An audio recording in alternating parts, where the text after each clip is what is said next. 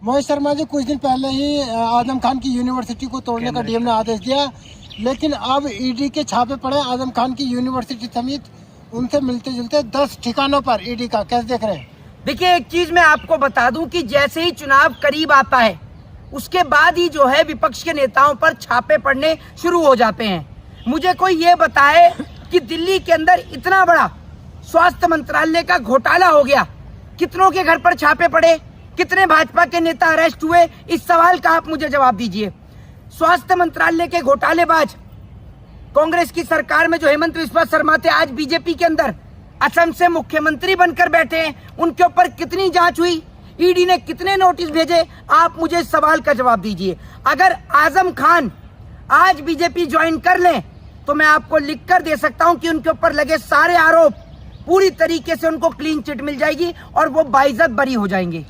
ये जिस तरीके से देश में राजनीति चल रही है, यूनिवर्सिटियों को बंद कराने की, और वहीं दूसरी ओर उत्तर प्रदेश के मुख्यमंत्री योगी आदित्यनाथ जो खड़े होकर ये कहते हैं कि भैया जो पाकिस्तान जो बना, भारत का जो बंटवारा हुआ, वो क्या कहते हैं मौलाना अली जौहर की वजह से हुआ। जबकि आप ये देखेंगे कि उनकी मृत्यु 8 जनवरी 1931 को लंदन के अंदर हुई थी, यानी देश की आजादी के तकरीबन 10 साल पहले ही उनकी मृत्यु हो चुकी थी।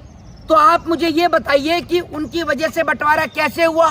आप कौन से स्कूल से पढ़कर आते हैं, आप कहां से पढ़कर आते हैं? आप इस सवाल का जवाब दीजिए। और आप जो इस देश के अंदर जाति, धर्म और मजहब के नाम का जहर फैलाने का काम करते हैं, कभी मुख्यमंत्री योगी आदित्यनाथ, कभी अपने प्रदेश की स्थिति देखो। आज आपने उत्तर प्रदेश की स्थिति ये कर दी कि बेटियां अपने आप को उत्तर प्रदेश में असुरक्षित महसूस करती हैं। लेकिन ये तो ईडी की कार्रवाई हुई है ना, इसमें योगी जी का क्या योगदान है? योगी जी का योगदान तो कुछ है ही नहीं। उत्तर प्रदेश में योगी जी का कोई योगदान है ही नहीं। मुझे आप ये बता दीजिए कि योगी सरकार के राज में कितने स्कूल, कितने कॉलेज बने? आप इस सवाल का आप मुझे जवाब दे दीजिए।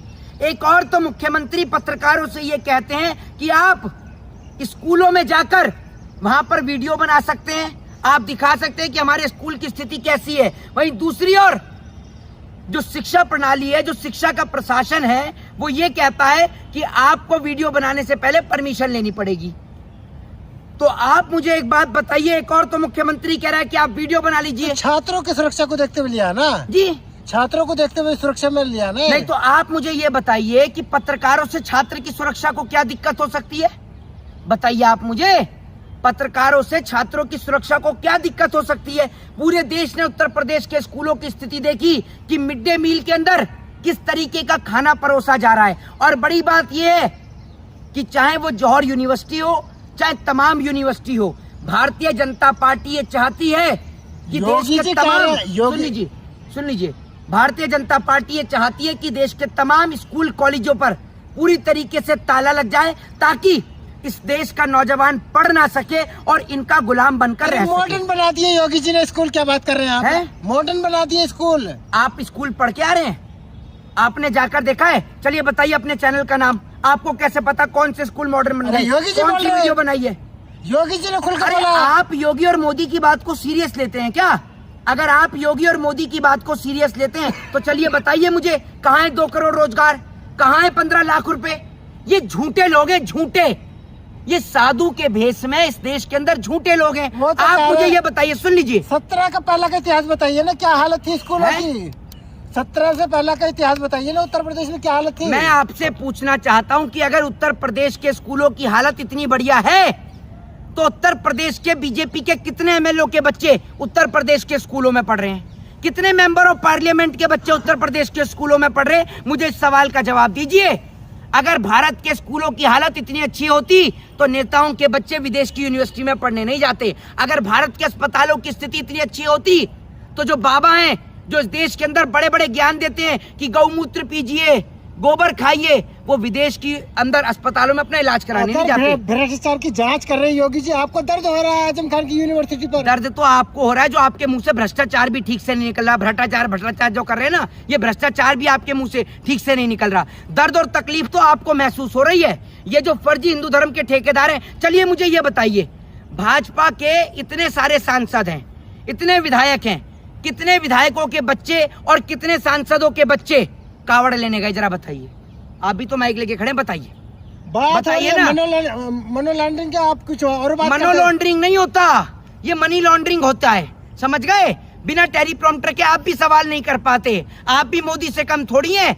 एक और मोदी बैठता था तो दूसरी और आप बैठते थे, तभी तो आप दोनों मिलके उनकी गुलामी कर रहे हो। तो आप आजम खान के साथ हैं? किसके? आप चोरों के साथ मैं आप चोरों के साथ हैं? क्यों, आपके घर का क्या चुरा लिया? क्या चुरा लिया आपके घर का? आपकी हालत देख के तो यही लग रहा है सबसे बड़े कंगले तो आप ही हैं। आपका क्या चुरा लिया, जरा आप ये बताइए। जो आप ये कह रहे हैं कि चोरों के साथ है, आपका क्या चुराया है? इतनी बड़ी यूनिवर्सिटी बनाई, ऐसी बन गई क्या वो? हैं? इतनी बड़ी यूनिवर्सिटी बिना पैसे के बन गई क्या? तो एक बात आप मुझे बताइए कि LIC के शेयर बेच दिए, देश की तमाम बड़ी बड़ी कंपनियां बेच दी, इन्होंने भाजपा वालों ने कौन सी यूनिवर्सिटी खड़ी कर दी? आजम खान अगर अरे मेरी बात सुनिए, मैं कहता हूं कि अगर आजम खान ने चोरी भी करी, चोरी करने के बाद विद्यालय तो बनाया, यूनिवर्सिटी तो बनाई। इनकी तरह थोड़ी कि अंबानी और अडानी को करोड़पति बना दिया, करोड़पति से खरबपति बना दिया। विश्वविद्यालय तो बनाया ताकि बच्चे पढ़ सकें, समझ रहे हैं। इन्होंने तो चोरी करके किसकी जेबें भरी हैं, पूरा देश देख रहा है, समझ गए। वो प्रधानमंत्री जिसको इतना नहीं पता कि सेना के जवान शहीद होते हैं, मरते नहीं हैं, उसकी बिना आप नक्शे बात के कर रहे बिल्डिंग बनाएंगे हैं? बिना नक्शे के बिल्डिंग बनाएंगे, अगर तोड़ने की बात होगी तब भी दर्द होगा। तुम इंजीनियर भी हो, कौन सी बिल्डिंग बिना नक्शे के बनी हुई है? आपने देखा ना, पूरी यूनिवर्सिटी बिना नक्शे के बनी हुई है। ऐसा है, मेरी बात सुनो, कभी इन नेताओं के घर की हिस्ट्रियां निकाल कर देखना, मध्य प्रदेश में जाके देखो कितना कब्जा चल रहा है, समझ रहे हैं, कितनी जमीनों पर कब्जा चल रहा है।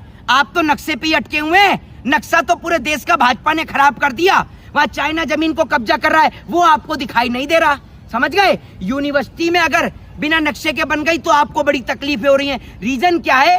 पढ़ेगा इंडिया तो भाजपा के अनपढ़ जाहिल गवार नेताओं से सवाल पूछेगा इंडिया। आपको कॉकरोच दिखते हैं, झारखंड नहीं दिखता आपको, तेलंगाना नहीं दिख रहा, लाठी बजा रहे हैं। अच्छा, मुझे एक बात बताइए, मैंने नहीं बोला उनके खिलाफ, मैं आपकी तरह सरकार की दलाली या चापलूसी नहीं करता। मेरे पास तो नहीं आते कांग्रेस की पेटीएम में। चापलूसी करते हैं? किसके? कांग्रेसी मैं किसी की चापलूसी नहीं करता। आपका काम है ये काम आपका है, और ये काम अपने तक सीमित रखिए, समझ गए। मैं तो जहाँ गलत होगा मैं उसका विरोध करूंगा। आपकी तरह मेरी आदत नहीं।